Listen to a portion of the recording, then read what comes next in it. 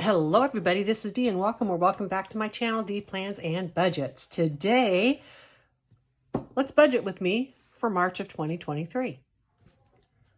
If this sounds like something you would like to watch and hear about, or any of that, then please stay tuned. In the interest of fair disclosure, I taped this once, but I made a couple mistakes and I tried to edit it and it was just too jumbled. So I'm just going to do it again. Therefore, I've already written the numbers down the first time I wrote them down with you. But I want to make sure that I explain this correctly. So I want to start over again and to make this more clear, because I think it's important.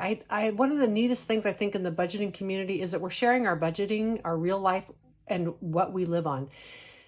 This is not something that people commonly talk about. I mean, go to your friends and ask them, hey, how much money do you make each month and how do you spend it? And they're probably not going to be super willing to tell you that. There are lessons to be learned with how people spend the money that they have. With that being said, there are a lot of people out there that have a lot more money than I do, and there are a lot of people out there that have a lot less money than I do. So it's not about comparing your budgets in terms of how much you have, or gee, what do they get to buy that I don't get to buy, or what should I feel guilty about buying? It doesn't have anything to do with that. It is just real life examples of how people in this world work their finances out. And I think it's super important that we're transparent and share that. Let's get started. So for the month, I do an annual transfer every month of $3,966. This is the budget that I work out when I do my budget for the year. $966 times 12 is an annual budget of $47,500 if anybody would like to know what that is. As a retired person, I feel fortunate that I have those kind of funds.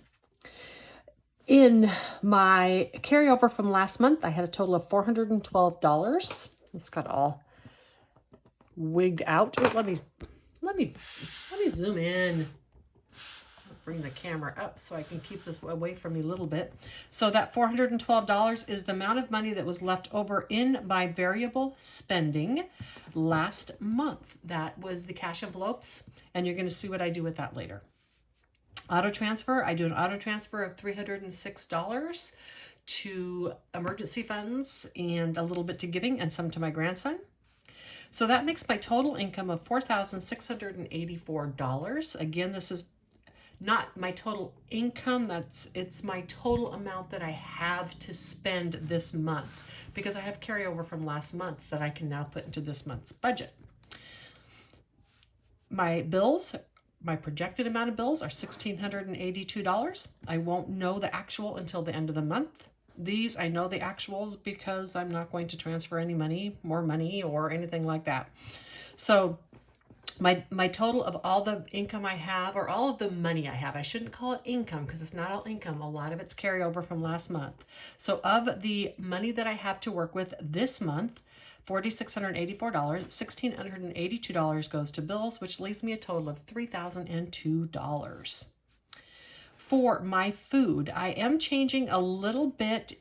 The typewritten amount that you see is what my annual budget was, but I'm going to start being a little flexible with what I put into those. It does not matter as long as I do not exceed my total budget for the year that I gave myself, which is $1,290 per month in these categories.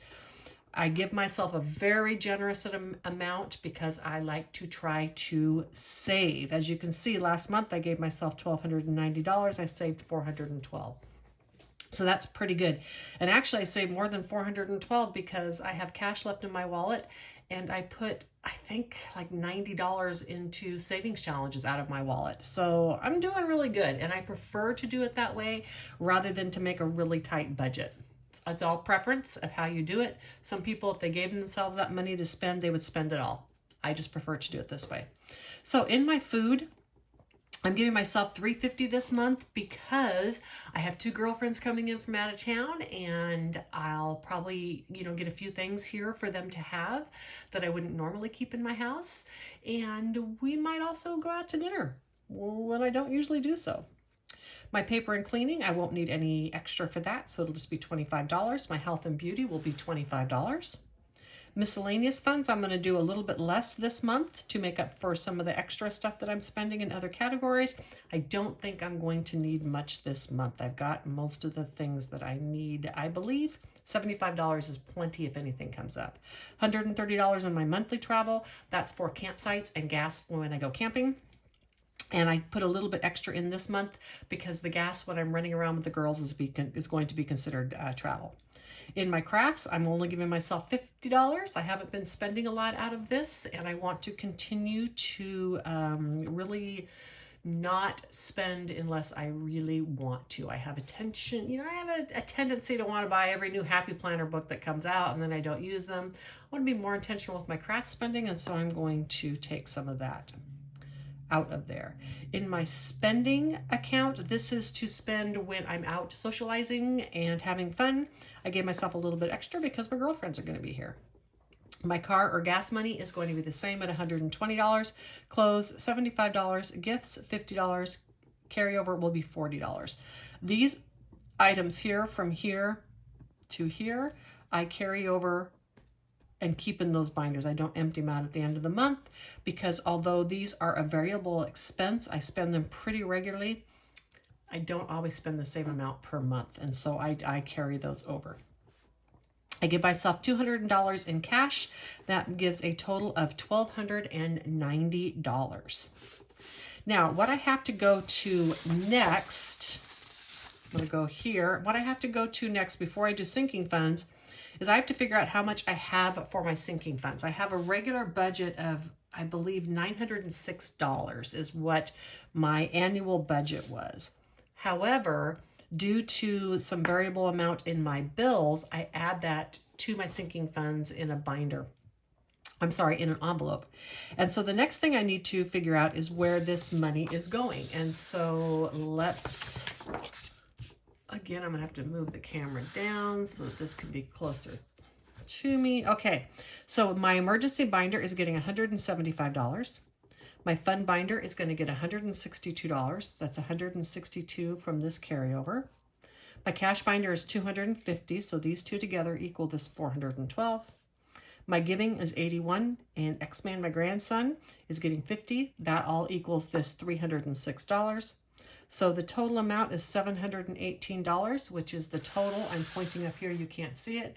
It's the total of these two categories. So these two categories go to stuff my challenges.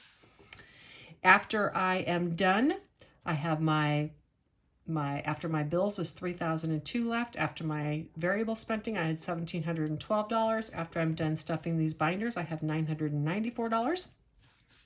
So the amount that I have left goes into sinking funds.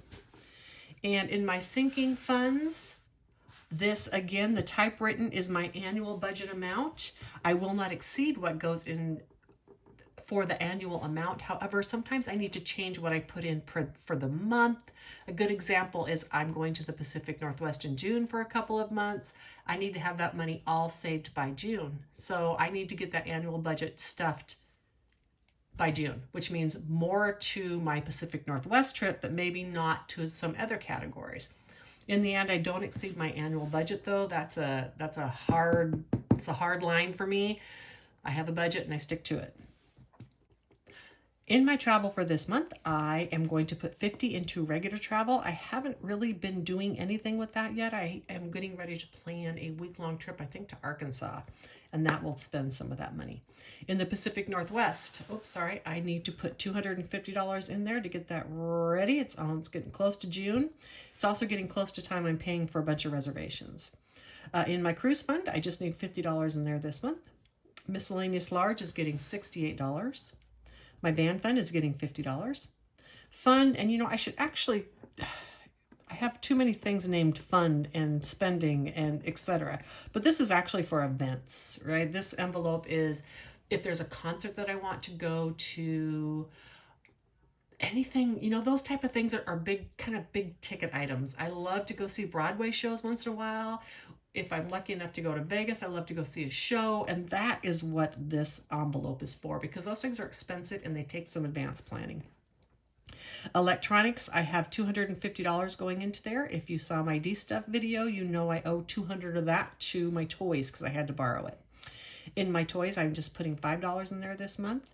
Planners, I'm putting $5 in this month. Medical, I'm putting $68 in. My HOA, I'm putting $35. My escrow, I'm putting $25. And to the fun binder, that's to my yellow binder, it's $88. And that's the difference in the bills. The reason I've done this is at the beginning of the year when I budgeted, I had a rather high increase in my car insurance. When I finally called, they were able to really bring that down significantly. However, I'd already done my budget for the year. I've decided to leave it that way because there's other things in my budget that I think are going to be impacted, like my utility bill. I don't think I budgeted enough with the increase this year. So I'm just going to leave that in there. When I have a surplus for the month, I'm going to put it into an envelope that I made in my sinking funds to go to my fund binder at some point. It could also be called a buffer. You know, maybe a buffer is a better word for it. That's a good idea. Maybe I should call that a buffer, because I'm going to need a little bit of buffer for my bills. And so I'm going to use that and I'm going to use that here. If I need to go to bills, then it will be a higher amount here. And so my total in my sinking funds is $994.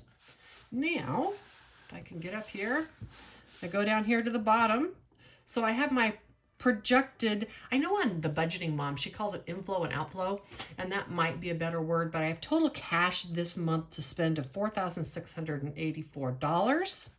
I have my bills are $1,682. My variable spending, I have budgeted at $1,290. My sinking funds, $994. I have an auto transfer of $306, and I have money from last month. And utility buffer is just something I write. I don't actually track it here. And so my total left over is zero. This is a zero-based budget. So I have given every dollar that's coming into my March account, I have given every dollar a job. So I hope that, you know, this talking about this stuff openly is really helpful to you. Like I said, I think it's one of the things that people really enjoy about the budgeting community is people's willingness to talk about money. If you like this kind of content, I would love for you to like this video, leave me a comment, and subscribe to my channel. I really would like to get this channel up to 500 really active participants, because I just think that I have some decent information to share, and I would like for YouTube to actually push it to people and try to share it. Thanks to the support of some really neat people here on YouTube, I am starting to get a little more noticed within the community. I am so grateful for those people, and I'm not going to make a list because I'm afraid of leaving someone out, but you know who you are. I hope that you have a wonderful week. When you see this, I'm out camping somewhere, which I won't disclose to you. And I hope you take a walk, because I certainly am going to. Bye.